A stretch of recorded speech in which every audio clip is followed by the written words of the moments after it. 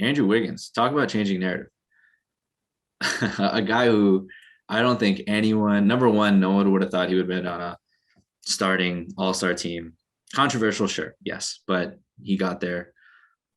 Give him his credit for that, and give him his credit for earning every bit of this season. Yep. Because maybe he didn't deserve it. Maybe there's the all-star voting that's flawed. Whatever, he's on the Warriors. Whatever.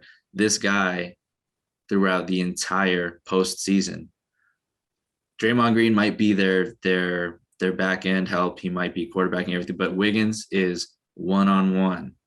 He is their ball stopper. And for Wiggins to go from this guy in Minnesota who's looked at as a losing player, inefficient, doesn't try hard defensively, is just going to kind of fade away. And the Timberwolves thought that they fleeced.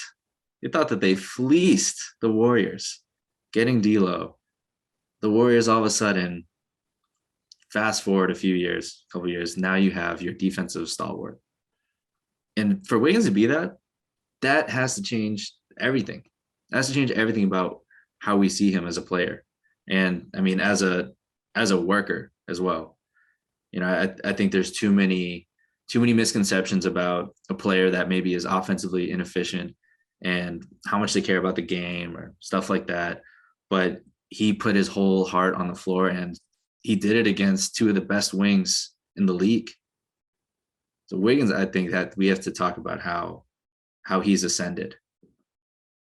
Oh, we do. I mean, I've wanted to cut him down. I've taken chances on this podcast before to cut down things he does and try to diss on him, but I can't after this. He's really, really stepped up in a huge way. And it just highlights how the great kind of atmosphere and the quality of team that the Warriors are under Steve Kerr, like getting Wiggins in, and he just becomes the player that I guess the T-Wolves thought they were getting when they drafted him.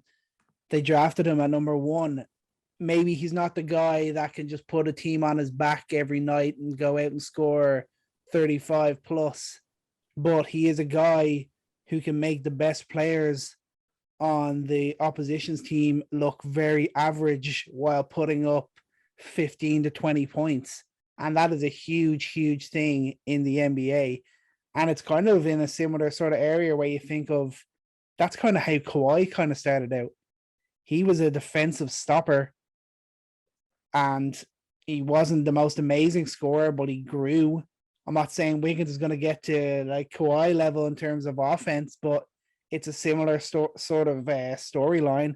And it just took him to get into that well-oiled machine. Like Kawhi got drafted and he was in there in San Antonio and he fit right in and showed his quality. Now Wiggins, he was in, obviously the turmoil, everything was just a mess in Minnesota while he was there. He's got out of that and he's shown up. He's been absolutely amazing this season.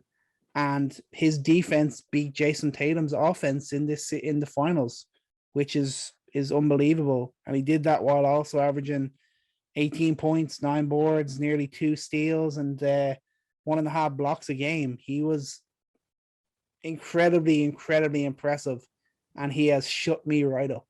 Yeah, as he should. And I think I'd go as far as to say that the Warriors do not win this series without Andrew Wiggins. They just don't.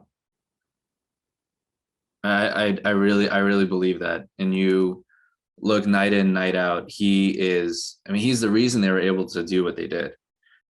Thanks for watching Coast to Coast on YouTube. For full episodes, check out the show wherever you get your podcasts. And for all the best hot takes, subscribe to the Coast to Coast YouTube channel below.